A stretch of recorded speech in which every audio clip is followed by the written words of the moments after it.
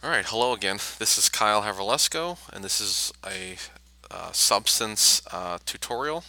We're just going to run through a few things here. I have a PDF presentation here, the Substance Painter and Texturing tips that we'll be running through real quick, just to give you an idea of what we're looking for.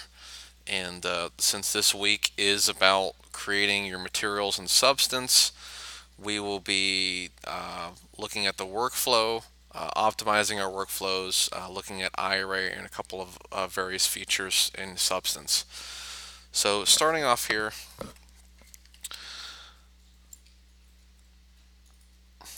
we have some techniques that I want everyone to try to pick up here before even starting with their Substance layers. Before getting too far ahead, you want to plan your workout. You want to optimize your workflow and work in a faster, an easier rendering program here. So this first slide here kind of goes over tackling a game plan, having high resolution detail, map generators, grouping, turning off visibility of those groups, and various other things. So I'm going to come up here with Substance and kind of show you what I mean by optimizing your workflow. First off, you want to be working in 2048.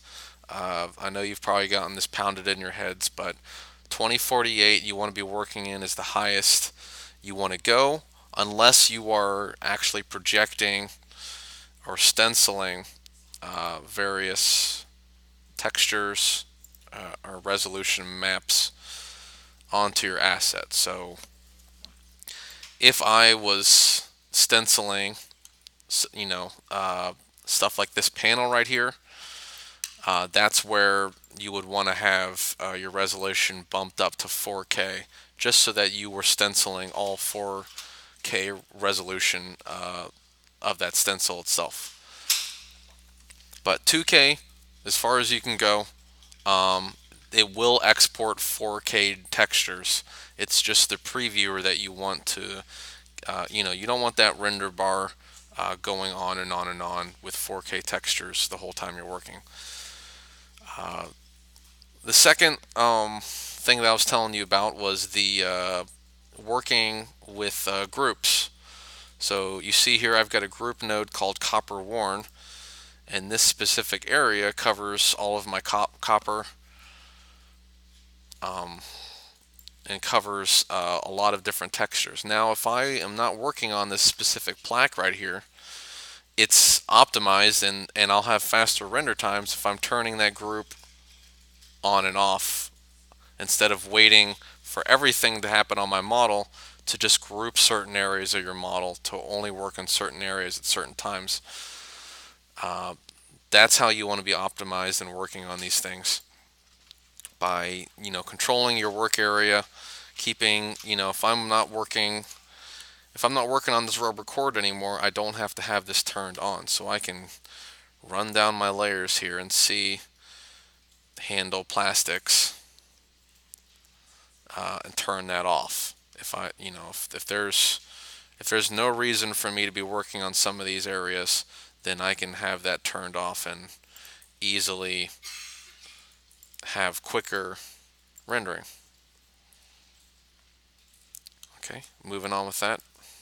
So now I have my plaques turned off and I don't have all this resolution waiting around for this red bar to fill up. Okay, next up, I want to kind of run through generators with you.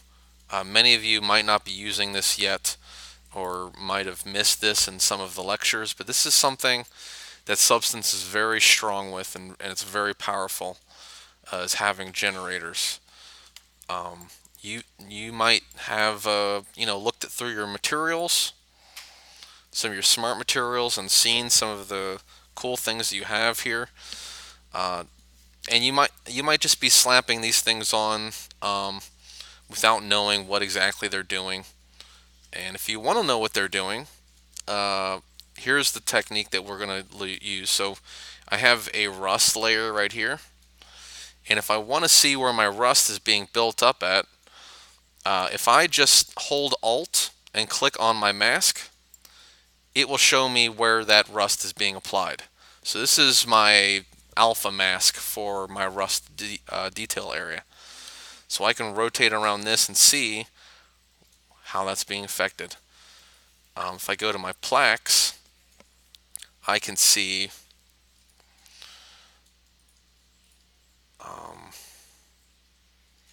if I come over to my plaques layer, I can see where exactly when my plaques are being applied.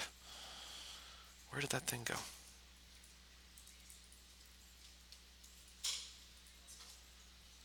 Anyways, here's plaques. So here's my plaques mask, and these are the areas that control. This is my group for plaques, and it has the brass or copper textures added onto it. So now I can see where exactly these details are being applied to. But if I'm looking at that rust layer, you'll see that I have this mask generator right here.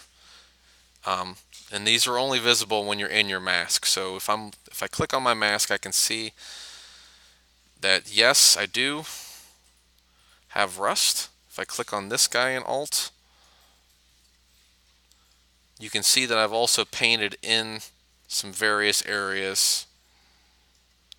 If I click off of this, you can see that I've painted over certain areas to mask out the generators. And that's where most of your painting, your hand painting comes in, is not so much you painting in details, it's you painting out excessive details or areas that need to be a little bit cleaner than other areas.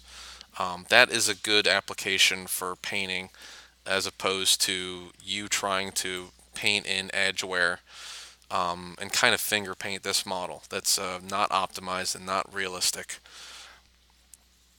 But if I come with my mask generator here, I have my generator. You can see running down these options here, I have a couple of blur, balance, contrast. I'm going to come back over here to the model. Blur, balance, contrast. I have this mask generator is using two different textures to build up the grunge for the rust that I want. So I can control the levels of how much those textures are being used. Maybe take it down a little bit or take it up a little bit. But just running through those textures, how much am I using? Where are those textures being applied? Right now, this rust buildup is only using my ambient occlusion map to build up details in my ambient occlusion areas. So if I wanted to, I could have a thickness buildup. So let's say, for instance, if I wanted rust to be built up in some of my thinner areas, like over here, I could then have that be applied. I could use my thickness map that we've baked out with our additional maps. Waiting for it to load here. And then looking around at my model, I may or may not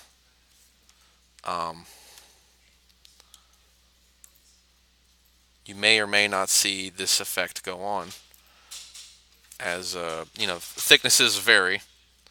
So if I bump my thickness all the way up, maybe I might get some details built up in some of these areas. But since it is using the AO so much, maybe it's not using thickness as much. There are priorities to some of these maps. So right now I have rust built up in some of my thicker areas, and it's not necessarily using the AO map anymore. I can come over here and see now where my model's built up and where that grunge is being applied. It's not as controlled as before. So coming back here, I'm going to bump up the ambient occlusion and take down my thickness again. And this is now showing me where my maps are being applied. So now I have a little bit more AO control and less thickness.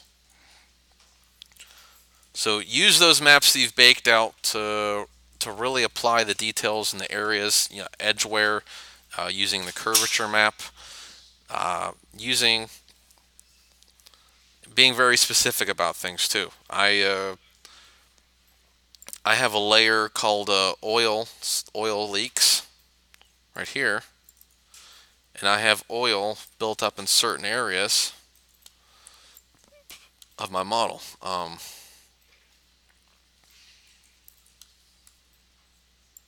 I believe I have more. Oh, this is my oil leaks layer. So for this oil leaks layer, I had to really think outside the box, because there is no detail or smart masks for oil leaks. But looking through my details, I found something that worked for me and was able to build up details the way that I wanted it to. So I believe it was moss. And what moss does is it creates and applies textures in the cavities of things. So wherever there's creases and cavities being built up, that's where it's building it up. And using the grunge that was from that layer, I use that to apply and change that layer from being a moss to just using the smart mask and having it on a fill layer that had uh, a darker color, uh, less roughness, maybe a little bit of metallicness to it to have that oily and reflective property to really build up those details. So using generators and smart masks and smart materials, that's how you want to start off with your models. You want to really apply.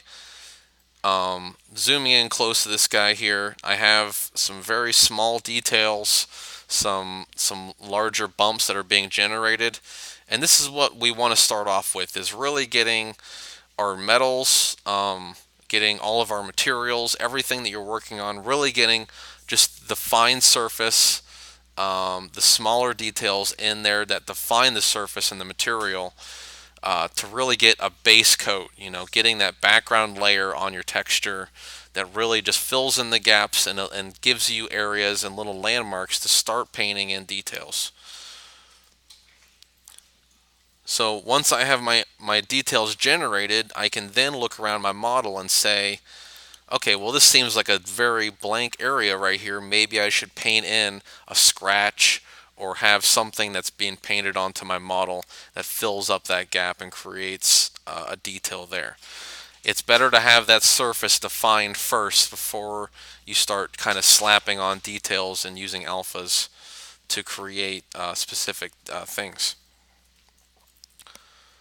So with that in mind, there's also some other features. Filters is what I want to talk about next. Is you have I'm going to come over to the front of my drill here. You have what you have in your smart materials and smart masks is not the end all to your product. So if I go to a smart material down here, I have a steel rust surface, and I look at these details. Yeah, that's fine. There's a lot of cool things being generated, sharpening, gradients and edges. I have some metal scratching, so I can control, how the grunge gets built up on that. But this area right here is very specific, and what I wanted here was a brushed metal, or maybe I wanted my metal to be galvanized, like a phone booth metal or some kind of thin sheet metal. Um, you want to utilize things like these filters here to put a finish on your model to really kind of give it something extra. And for this finish, I needed a brushed metal, so I came over to my filters. I've galvanized, grainy, grinded, hammered, circled, coated, raw, rough, I believe. Yeah, this is my brushed one though. So I have now this filter that I can put into one of these layers and create a brushed metal. I believe it's up here that I had it, where I took a fill layer and I created a mask that I was then able to apply. So those are my masks, and this is my brushed layer right here that creates this brushed effect on my model. So it looks like this piece of my model has been spinning around a lot. It's got all these grind marks on it. That's how it's been used, and that's how it was manufactured. So utilizing features like that, you can get some really interesting information there. There are some other great ones too. I know if you go to Substance Share, there is a sun damage filter that will create a bleached effect on your model. Actually, I think that's a smart mask. So I have here sun fade, and that will apply a white bleached mask to my model in the Y direction. So everything that's touching and being hit by a Y direction will create this sun damage effect. So that's also a great detail. Um, really scroll through your materials and smart masks. Make sure that you're not overlooking some details that'll help you and improve your model. That'll increase your workflow and make your job easier. The more you kind of have to hand paint and make your own stuff, the less organic this model is going to feel, and the less work you're allowing Substance to do to make this model look perfect and use and create realistic materials. So just make sure you're not working too hard on this stuff. Um, Map generator settings, smart masks, filters, brushes, and effects.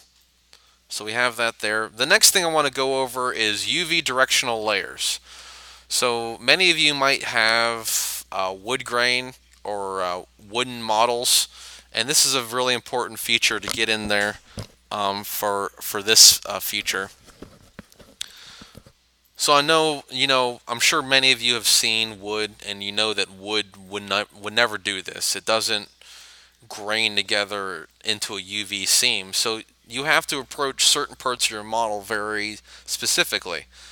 And what we have inside Substance is the opportunity to rotate our details and to rotate the direction that those details are being applied to on your UVs.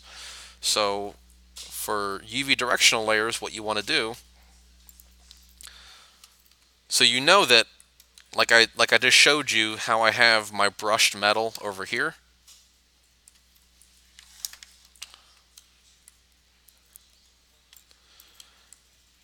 However, my UVs are not all doing that direction.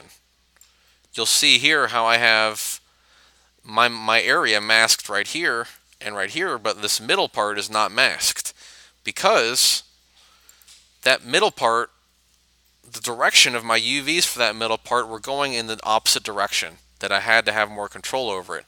So what I did was I split this effect up into two different layers, and if I come over to my fill layer that I have set up here, you'll see that my rotation, UV rotation right here, controls those layers. So if let's see, this one, I'm gonna work on this layer right here. If I rotate my UVs for that effect, now you'll see that my brush is going a little bit more diagonal. It's not matching up with my model, but these areas are still fine because those were not part of that layer. So with that brushed effect there, that's how you want to handle wood grain, any directional based details. If I bring this back down to 0, my brush should go in the right direction. So now it's going up and down, maybe with a little bit of diagonal to it. That's fine. I can adjust this if I wanted to. So maybe I wanted, a 4% rotation. So now I'm a little bit straighter with that.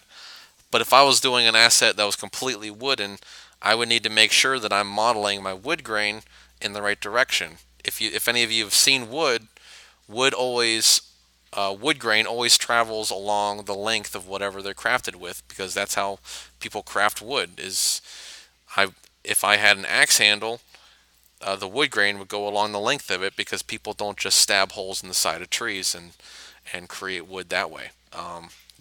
They would take what's already there and shave it down thinner. So the length of your model, for this situation here, this is a gun pistol handle. The wood grain would be going up and down, which would also help with the flow of my UV seam that's right here in this reference. So that kind of covers that area, the UV direction. Um, there are some camera options inside Substance that might help you out. So say for instance, let's just say that we're applying a stencil possibly to paint this texture in, or to actually paint this in right here. So, since this is more of an awkward angle and it's underneath my model, I may need to change my camera around to get a good angle on that stencil. For this situation, this area right here is it's very straight and linear, so it works for this camera angle. But if I needed to stencil something right here and I can't really rotate it to flatten this out, I have a different camera that we can use called by default you're set to or constrained rotation. You can change this to free rotation, and what this camera does is it will reset the orientation of my model every time I release my camera. So now it straightens my camera out every time I release it. This is also good for eye renders. If you wanted to, say for instance, like cant my model, put it on a tilt here, I could tilt my model like this, change my camera to constrained rotation. Let me go back to free rotation here. And now I can kind of render my model like this in IR with a little bit of a tilt on there. I wouldn't have to re-import my model just to repose it. So this is a good camera for posing my model, or just in case you're painting on details that you can't really get a good angle on them, and you need a very specific setup. Okay, so that's the free rotation camera. I like to straighten things out quite a bit and get things as close as possible before going back to my constrained camera, which is pretty useful. I do recommend staying in constrained as much as possible and only using that free rotation whenever it's needed. So I've gotten things as close as I could and then pumped it back to constrained, and it looks like it's working okay. So just to give you a little bit more control there, you do have a rotating camera inside Substance that is a little bit more free, mostly for presentation purposes, I would say. Some baking features I want to point out to some people. So I'm going to go through some of these baking elements here just to kind of give you a bit of a review on baking things. Just looking at this slide here first, like I said, you do want to be baking at 4K textures and exporting 4K textures, but you don't want to be working in 4K. Just make sure you're working in 2K so you're getting some faster renders. And you may want to work your way up with your bakes. Like I said, you might want to start off with a 1024 map with your bake just to see what it is and giving you faster results, and then increasing the resolution of that bake, the subsampling and the anti-aliasing to also smooth out the aliasing that happens with your models. Dilation width is how far off of your UVs those bakes are being applied.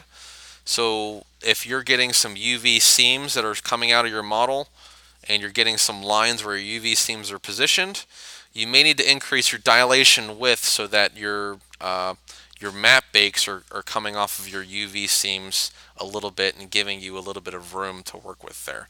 That might solve some of your UV seam problems. Diffusion is, I recommend keeping this on. That is your background layer in your bake. So for your normal map bakes, it would be that flat blue that's in the background. You want that to be there just in case you have any loose floating geometry, anything that was not part of the bake but you want to have neutral normals on, that's how you want to apply that, is keeping the diffusion on. If you're having any problems with your bakes, I do recommend using low poly mesh as the high poly, just to test things out. That kind of helps you debunk where your problems are happening. So if you turn that option on and you're getting baking errors in your low mesh, when it's only using the low mesh as the high to bake, that means that you're not getting problems from your high mesh. It's all coming from your low mesh, and vice versa. If you aren't getting any problems with your low mesh, then most likely the problem is your high mesh. So that's just a little debunker there to help you with that. Cage files are those handmade envelope models. So not foolproof, but should you need a little bit more control over your envelope size, you can use a cage file, which should be an exact duplicate of your game mesh, just with maybe a little bit more of an inflated presence to it. Um, the next feature you need to know about is the by mesh name, the match by mesh name. Um, you may have seen this in my other lecture, but just make sure that you're using the match by mesh name to bake out your maps, as this will use the nomenclature and the naming convention of your models to only bake pieces that are named correctly to other pieces from your high mesh and your low. With that in mind, I think that covers most of the baking solutions that I have for you. Just a review there. The AO overlay is something I do recommend for a lot of students, especially if you have a very blank model that doesn't have a lot of values to it and your forms are flat. Having your AO map kind of overlaid into your color map a little bit kind of gives it a little bit of a fake shadow that really kind of brings those forms out. It's something you want to do lightly. It's a little bit more effective when you do it in Photoshop after you're done baking your maps and you're exporting your maps. But you can do an AO overlay in Substance itself by just taking your AO map and making it I think it's a multiply. If you have it as a multiply and have that opacity up, it will overlay that AO map onto your colors and give you a little bit more shading. There's a little bit of a difference between these two images, but you can kind of see how the forms kind of poke out and handle themselves a little bit better in the right image than the left. I would keep the resolution of those AO overlays to nothing past 30%, I would say, because you want to make sure that your rendering engine is still able to cast shadows and to have very specific lighting when you're scene. So the more you fake that lighting, the less your lighting is able to work on your model and do to get a realistic effect. So you have to do that with some consideration to that. Substance Painter opacity, painting opacity inside Substance Shader. For this month in Portfolio 4, we do want you to be using a separate material for blending opacity. I'll go over the different opacities here just to give you an idea. But here in Substance, you can see the two different kinds of opacities that we have. We have blending opacity, which is more of your glass materials. It's the visibility where you're kind of seeing something there, but it's see-through, right? Masking opacity is either it's there or it's not, okay? Now, you may ask yourself, why doesn't everyone just use blending opacity? Because blending opacity does have a defect. Blending opacity does not cast shadow information. So if I'm looking at a piece of glass, or if you use blending opacity to make a card, like a chain link fence or a leaf, it will just show, the shadows will show up as squares, or whatever plane or whatever shape the model actually is. It will not cast a shadow that is a leaf shape for blending opacity. For masking opacity, it will cast a shadow that is correct. So they both have their pluses and minuses. Blending opacity cannot cast a shadow based off of the opacity. Masking can, but you can't get. It's either it's there or it's not. There's no middle ground. It's a black and white image, and there shouldn't be any grays in it. Okay, so those are the two kind of options for blending opacity for anyone doing a glass material.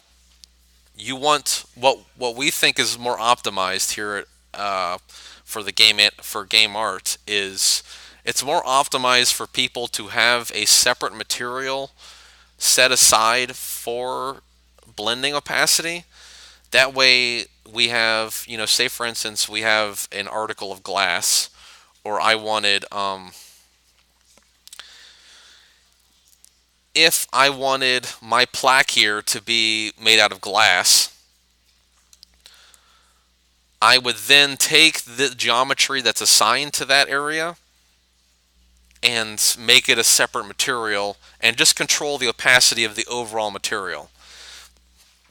It's inefficient for Substance and for the game engine to try to read a blending opacity mask for the entire model, as that really does kill the render time, and it's much easier for the engines that you're using to use the shader itself just for the opacity information.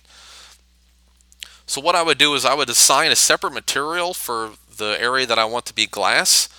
However, that material would still have the same UV space, diffuse map, normal map, all the same maps as the other material. It would just, the only difference is it would be a separate material that just had a shader applied to it that would let you control with a slider the opacity, and that would be handled inside Sketchfab as well. So we recommend using that for blending opacity. If you're using masking opacity, we recommend keeping the optimized game workflow of having your alpha masking opacity map as the alpha channel to your base color map. Okay, and I'll show you how to run through that right now. But there are a few steps to getting opacity working inside Substance. We have to, first off, we have to apply a shader to our Substance model, or to our entire scene. We have to apply the right shader. We have to add an opacity channel to the whole system, and then we have to make sure that we export that the right way. So I'm going to run through that right now. By default, Substance does not do opacity. If you load up your scene and you have just selected PBR, that is what you're working with, is PBR Metal Rough. You'll see it right here, the shader, PBR Metal Rough. I believe it's this one right here, PBR Metal Rough, okay? That's what you get by default. There is no opacity in this shader, because you have to choose either masking or blending to proceed on with opacity. So you have to tell Substance what you want to be doing here. If I'm doing glass, you have PBR Metal Rough with alpha blending, and that's the blending workflow for glass and partially transparent areas. You also have PBR Metal Rough with alpha test, and this is the masking workflow. So this is either it's there or it's not, and this is you completely painting masking information in. There should not be any grays in this channel at all. It should just be black and white. I'm going to choose PBR Metal Rough with alpha blending for right now, just to show you what I'm working with. So now my entire shader has changed, and I can now paint blending opacity onto my model. Now I have to go to my display, let's see, I have to go to my channels. Here we are, texture settings. And you'll notice as I look through my channels, I do not have an opacity channel right now. So I then have to come to my plus sign up here. Sorry, I'm going to move it over so you can see it on the screen. My plus sign right here, and you see I have some options for adding channels. I have glossiness, I have emissive, I have displacement. I have all these different materials now that will allow me to place this information in. So right now I want to pick opacity, because that's what we're working with. Scooting back over, and you'll see I'm kind of loading up because it's seeing through my entire scene what I have painted onto my asset. And I recommend you guys have this designated and set up before you start painting anything, as there can be some problems. But you'll see here in my fill layer, I'm gonna make a new fill layer. And I recommend using fill layers, by the way, as well. The more with fill layers, you have more control over everything. You can edit things in real time. It's better for you to be painting in the mask than it is, painting in the mask and then controlling what you actually have in that layer in real time right here. If you paint this information in, then that stuff is already locked in you and you've lost control over that painted layer. So I do recommend using fill layers as much as possible. Right now I have a fill layer that's black with no masking. And you'll notice here in what I have available to me, I now have this OP tab that's available to me, and that's opacity. So if I'm just painting opacity, I'm going to turn all this other information off, and now I have opacity.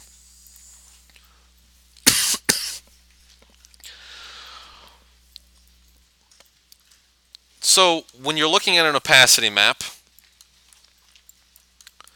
white is completely there and black is completely gone, okay? So I'm going to choose something like 0.5 right now, just to show you, or maybe 0.3 actually. I'm going to do 0.3 opacity. Right now it's not doing anything because I have a black mask on my model.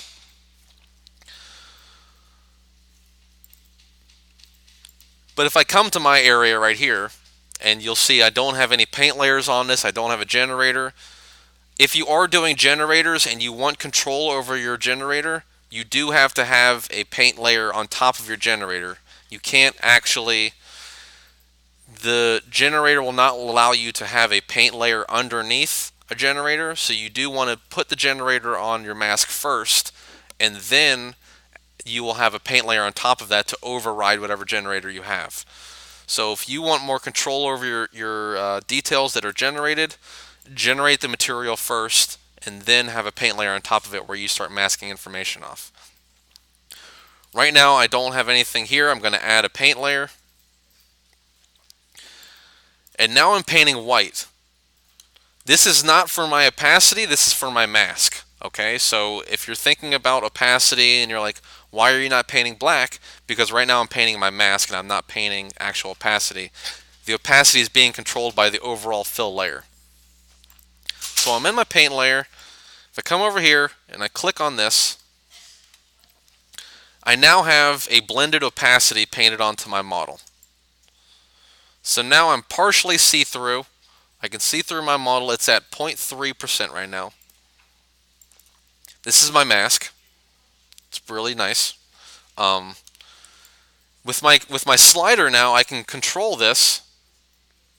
Maybe I want it to be completely opaque. I don't want anything to be I want to completely see through my model now. Or maybe I want it to be partially opaque, so I'm just seeing barely through it, like some really mudded glass, right? So that's opacity. The next setting here is actually painting out and exporting your opacity that I need to show you. Because we have some export settings that we need to take care of. You're all using, we all recommend using Sketchfab as the exporter since we are modeling for Sketchfab right now. And you'll see that we have opacity set right here. You actually don't have any control over Sketchfab configuration. So you may need to bake out your map separately to get the right effect for Sketchfab. But if you do export your model this way with the Sketchfab configuration, it should set your scene up so that the opacity works. And if it doesn't, I'll show you how to fix that. Because in this situation here, it's baking opacity as a separate map. And for Unreal, that's not efficient, and for the game workflow, it's not efficient. For the game workflow, what you want to do is you see here in your base color and with your maps here, If you are exporting, by the way, and you're painting height information, you need to turn this channel off, and that will transfer all height information into normal map information, to only have normal map information in there without height. If you do bake out a height map, then you're losing all that detail that you painted inside Substance for that specific detail. And if you don't have that height map inside Sketchfab, none of that detail will show up. And we're not using, I mean, height maps are not efficient right now, so we're using normal maps, so please make sure you turn off the height map information, so that way it will only use normal map information. And all your height information will go to your normal map. Now, for opacity, we want to make the opacity channel, if we were doing a separate opacity mask, we can just add a gray layer, change all the naming conventions, and move. Looking through my models here, here's opacity. I would just move it over here to the gray channel and use gray. And that would be an opacity map using luminance, just your white and black values. For this situation, though, we want opacity to come over to the alpha channel of our base color. Alpha channel. Or actually, no, we're...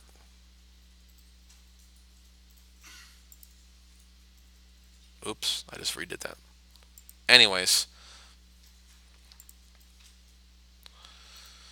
Oh boy. Okay, so this is my base color layer. If I move my opacity over here using the gray channel, that is what my alpha mask will now be, is my opacity for my base color. Okay? I'm going to turn that off right now. And that should export for Sketchfab in your alpha channel that way. Now, when I'm inside Sketchfab, I have a couple of workflows here. I'm going to need to load up Sketchfab for this.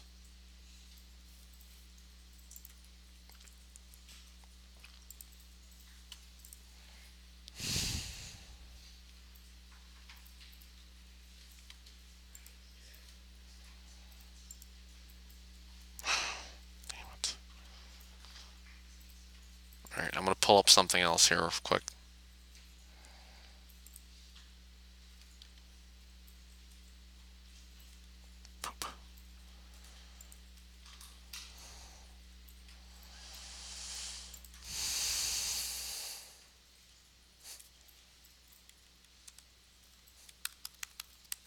Sorry about this.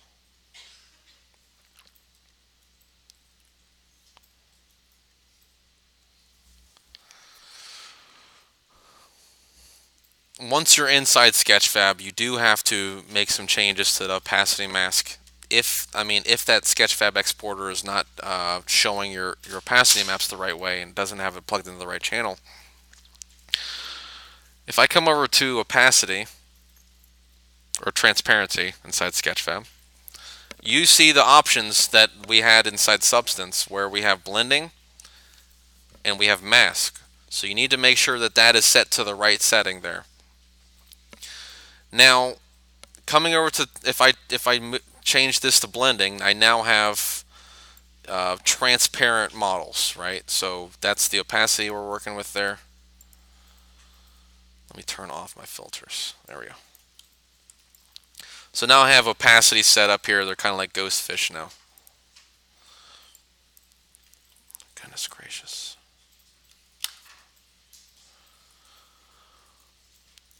Coming over to my map, though,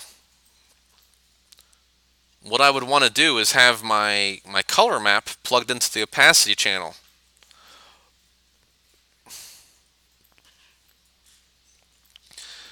Now, by default, inside Sketchfab, Sketchfab is looking for an alpha channel to use as opacity. So as I scroll down here, we see Manage Textures.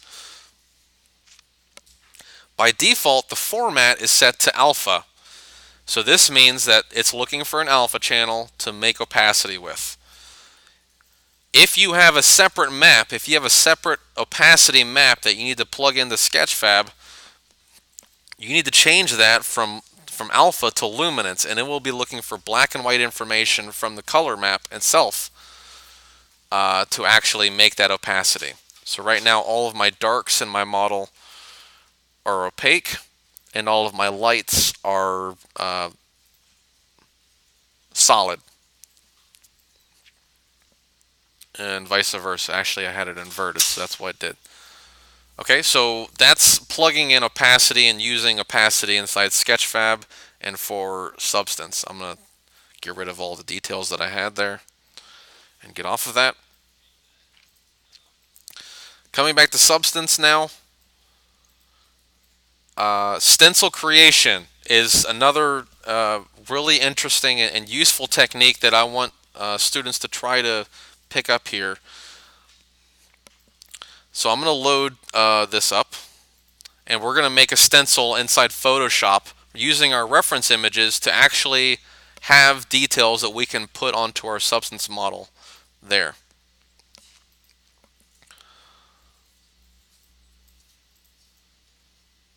So as I'm inside Photoshop, I'm going to load up my model here.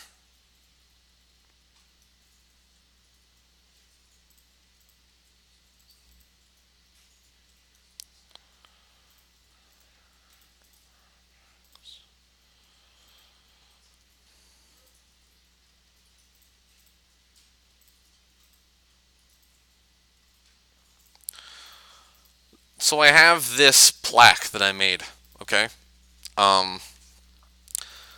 This was from my reference images. You might have seen my reference page, so you know where I got this image from and where it came, what it looked like. So, but this is what I have as a stencil for painting that information in. So as I go to Substance, you can see how I got this height information in. I didn't hand paint any of this. This is all just a stencil. But I was able to come in here and get height information. I was able to mask off certain areas and really have a lot of control over these details that I painted into my model here. And I have one of my stencils still in here.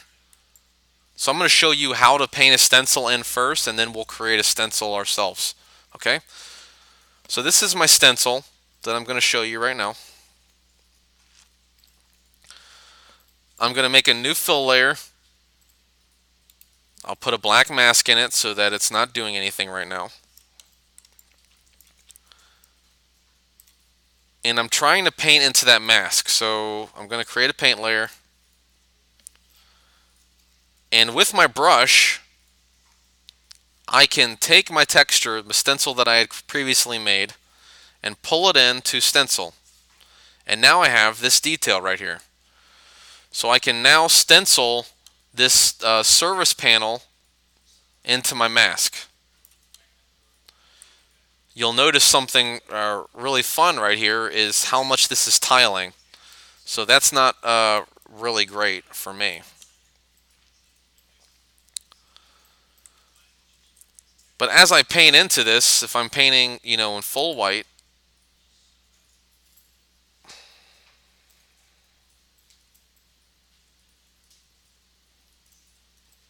here we go. So let me get rid of this stencil now to show you what I just did. This is my alpha that I just made with that stencil. So I was able to paint this plaque on there with just that stencil. Now you'll notice also right here how I have this residual information here.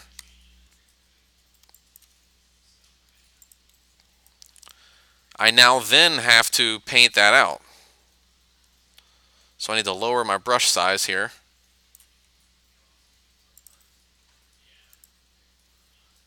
And paint black in there. I have a paint layer. So there's a little bit of cleanup with this. If you do it the wrong way, you do have to clean some of it up. So this was a quick way I'm just showing you real quick. But now I have a stencil in there, and it's in the fill layer. So from this fill layer, I can now adjust the color, the height. I can make this higher or lower. If I get rid of my color, you'll see what I'm kind of doing here, where it's kind of building up on what was already there.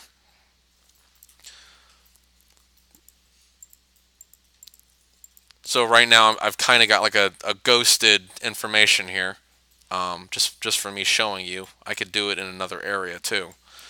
But using these stencils is pretty efficient, pretty helpful. I have my Black & Decker drill grip over here. So that was one of the stencils I had used. If I want to stencil that on in some other area, I just drag her on there. And you'll notice how this very stencil right here had a lot of space on the side, so I'm not necessarily getting that large tiling effect, which is really nice. So back to my paint, I change my color to white, increase my brush size here, and now I have a stenciled in, get rid of my stencil. So now I have stenciled in height information for that specific area. That was just from my normal map, or from my masking, the stencil that I had created. And I was able to customize that for the other side over here, where I had an extra bolt that wasn't on the other side. So I then took that specific area and painted a little bolt area that had overlaid my mask and overlapped it. So that's painting with stencils. You also have projection. So if you're painting in normal map details and you want to use some of these features inside Substance, if I come over to my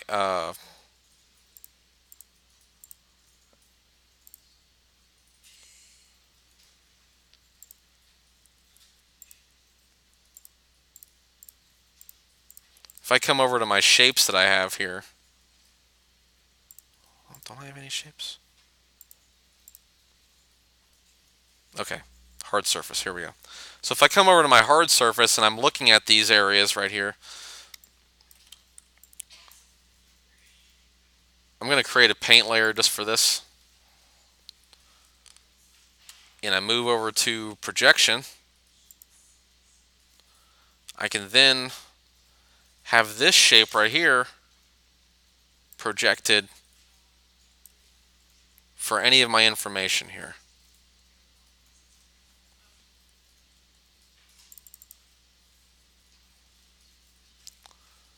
So if I want to brush on normal map detail, I can come over to my normal map, plug this in, and I now have a projection. So now, using this projection, I can brush this in and get my normal map affected by this. So this is the other way of doing things. I'm going to go back to paint so you can see this. I just there projected this detail onto the side of the drill, just using the little decals that were there. So that is projection. You can do it with, you can do color, you can do normals, you can do anything that you have channels for. You can use all of that information there for that. So making a stencil is not too hard. It takes a little bit of work, but it's worth it because it gives you a little reference point to use here. This was the initial reference image that I had used for that stencil.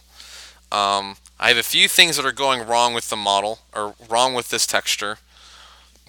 It's in perspective. I have some JPEG artifacting happening. The values need some work for it to really be useful. There shouldn't be any color in there. There's some information I have to clean up with this model to get it to where I had it before. So first off, what I need to fix is my perspective, because I'm not gonna want to paint this at an angle to match up with my reference image. That seems inefficient, and it kind of gives you varying resolution there. So I need to change the perspective of this. If I come over to my edit option, I have a few options here. Let me make sure I'm on the right layer. First off, you need to double click and make sure that your background layer is active. You're going to want to make that layer, let's see, that's my lasso tool. If I right click on my lasso tool, I get the polygon lasso. I need to extract what information I want and get everything else out of there. So I have that right there. If I right click, I can do layer via copy, and I have now a duplicate layer like that. From here, I want to do a perspective warp. If I go to edit and transform, I have this warping tool called perspective. So I have this marquee tool around this. I can move this up and down, left and right, and I can enlarge to get rid of the perspective of this asset. So I'm going to do a little bit of warping here to try and flatten things out. I'm going to need to shift things around, line it up into a square. Okay, that seems good for right now. So now I'm outside of perspective and I'm a little bit more flat. Not too much different from, it's almost exactly the same. But this was my end product that I had here after that perspective warp. So I'm going to keep going with this one here. The first thing you need to do is have, I do recommend having these adjustment layers on by default. These are very useful tools inside Photoshop. What I'm going to do is use this hue and saturation tool right here. This is what it is right here. And this is what it'll give you. With this hue and saturation, I'm going to pull my saturation all the way down so I have no color in there at all. The mask and stencil that I'm using is only black and white, and that's all I want to be painting with. I've also taken the lighting down to -14 just to kind of give it a darker workspace there. I'm going to then add on a couple of brightness and contrast layers here. It's another adjustment layer. So I'm going to click the visibility on for these guys and show you what exactly I'm doing. I've lowered the brightness on this one, but increased the contrast in all of these layers. So now it's really brought out my darks and my lights and given me something to work with here. From there, I had to do a little bit of hand painting in using the dirt information that was already there, hand painting some of this information in and kind of filling in these gaps. Okay? Now this isn't done because Substance only uses square textures, right? And this, of course, is a rectangle. So you need to make sure that you export your image as a rectangle at a good resolution too. And the other thing that you want to do is make sure that you don't have that problem that we had earlier where our textures are right up against each other inside the stencil option. What you're going to want to do is go to your canvas size by image canvas size, right there. You want to make sure that this is square, but you need to increase this. What I'm going to do is probably come to percentages and type in something like 120 maybe. And what that does is it makes my canvas bigger and gives me some space on the edges here. So now when this thing is tiling on my inside Substance, I'll have a lot more space to do my painting without having to paint onto another mask right there that's right next to it. Okay. So I mean that's for tiling features. Obviously, if you have a tiling map, you can then paint on tiling textures for that feature.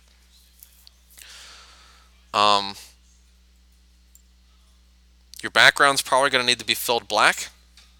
So I'm going to go to my paint bucket tool and paint black down there. So this is my stencil that I've used, okay? And this is what I'm creating. I can then export this, put it right in the Substance, and start slapping on those details, okay? So One of the reasons why I've asked you to really spend a lot of time making reference images and getting a reference sheet together is using tools like this and having what's already there work for you. I'm going to come back to my lecture here. So that's stencil creation, just showing you the many ways you can do this stuff. If you want some control over your stencils, you have some extra options here with the S key.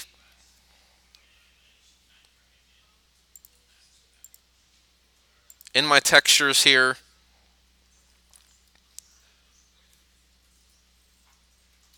if I pull this guy into stencil,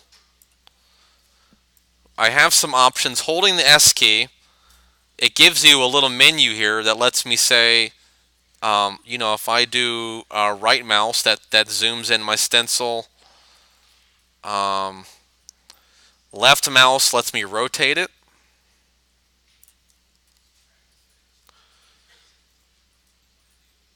There's also a snap rotate with the shift key, stencil panning with the middle mouse button. That kind of information, pretty useful. Okay? So just holding the S key will allow you to manipulate that stencil information. I think that about wraps up the stencil there. The last couple of things I want to go over is eye-ray rendering. Looking at my substance scene, you want to get your model looking as close to presentable as possible. You want all your settings set up as much and as far as possible as you can. You're going to want to go to your scene settings and your display settings. Make sure you have a good camera that has a good field of view. You might want to play around with some of your post effects.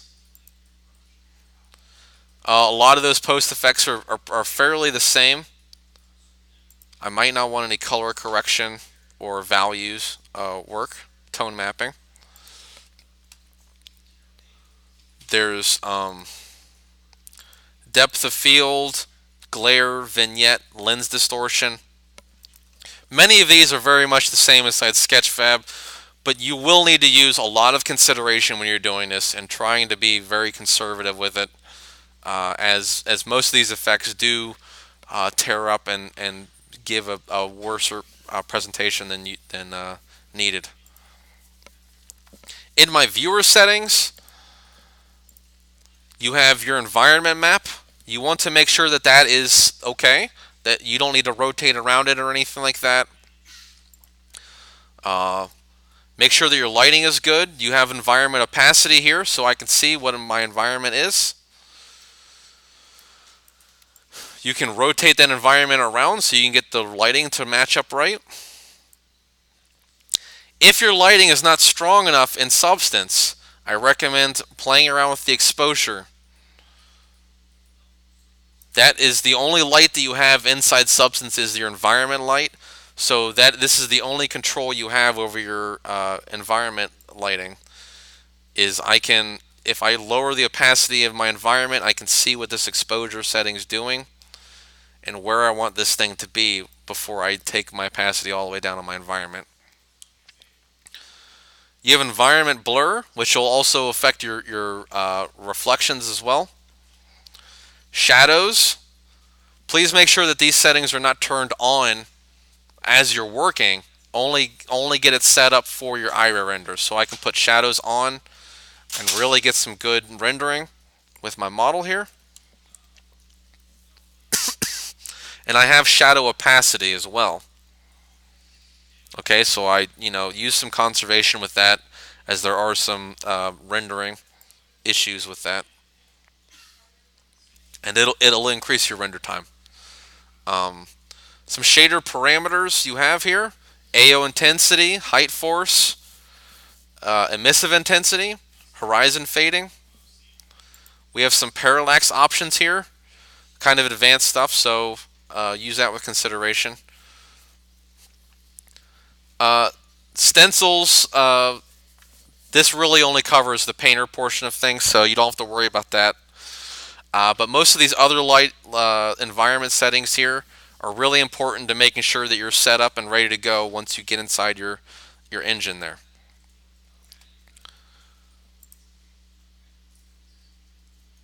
You're going to want to increase your size to 4096 again. That did something weird. Oh, okay. It's just a rendering problem.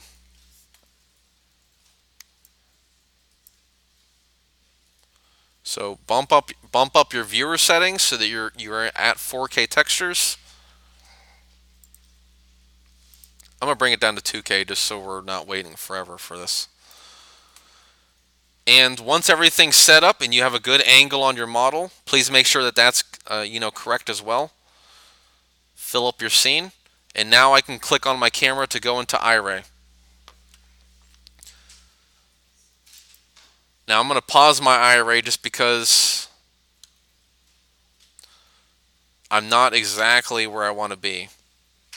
I'm going to move my stuff around a little bit here.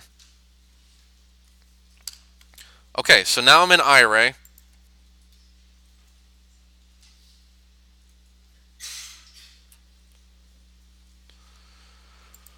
I now have a lot of the options that were already there. Okay, so with that, you want to make sure that that's all set up and you don't have to wait for the renderer for each of those operations.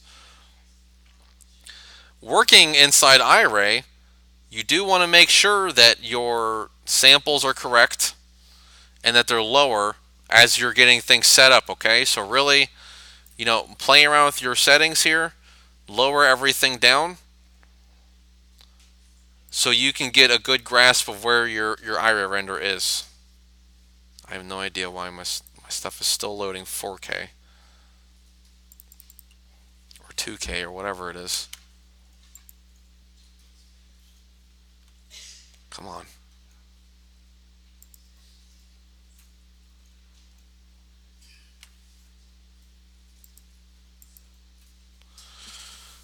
Okay, going back to iRay. Just running through things here. You're not going to see the renderer working right now since it seems to be loading something. But I can still run through my settings here. Make sure that your iRay renders are at 4K. You have the resolutions there to increase that to 4K. You will save your render just like this. If you save your renders as PNGs, your background image will go away and you will be able to have a clear background to put your background image that you customly made in the background in Photoshop really easily. So it saves that background alpha and it gives you a few of these options here too.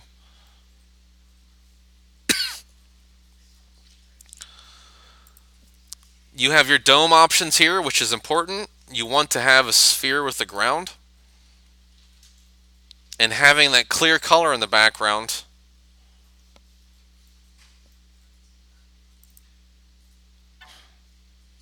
Okay, so now I'm working the iRay renders. I'm going to pause it. So you want to have a clear color in the background for that dome that you're making.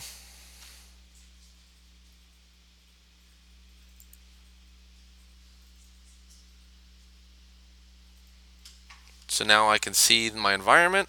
I'm just turning that off so you see what it's doing. You want that clear color turned on. You might want a ground plane there. So you can change where that ground plane is just in case you wanted to cast shadows down here. That is an option for you. But like I said, it's just more render time. You don't want there to be any reflectivity on the ground. No glossiness, but the shadow intensity can be bumped up if you want to. Moving the positioning of your ground is going to bring your shadow closer to your model.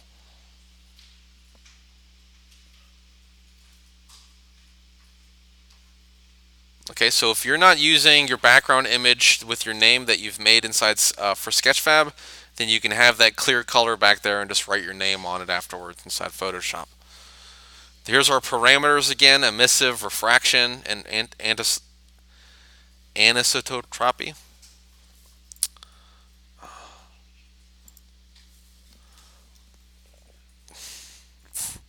Our post effects, color profile. So pretty much the same settings that we have for iRay, or for the Substance that we have over there. Once all of this is worked out, we then bump up our render times, making our renders faster. You want to work with quite a bit of time. If you have a good machine, make sure that those samples run a little bit. And then once your settings are set up pretty good, you can re-enable the iRay rendering to really get rid of all these particles, and to really make sure that we have a good render out of this. Okay, saving that as well. I mean, we have caustic and firefly filter. Please keep those on, as those keep from any baking errors from happening, as far as having little fireflies in the scene or overexposure, that kind of thing. So you can save your render out, and then that will then go into ArtStation for your presentation shots. Okay, so that's your iRay renderer. I'm going to come out of iRay real quick, because I have a few more things to go over. So all the options are written here in the PDF as well. There are some amendments to this lecture. I've given you the Sketchfab information for opacity, so you're good there. Stencil features with stamping map colors for projection.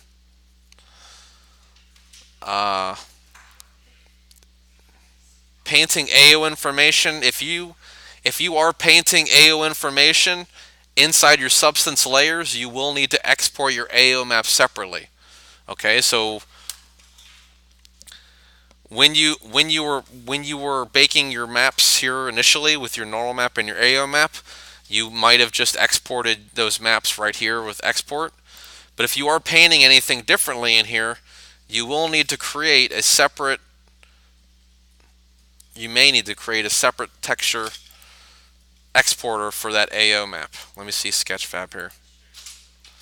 Okay, so no, Sketchfab does bake out and export your AO map as well, so you're good there. You won't have to worry about that if you're using the Sketchfab exporter.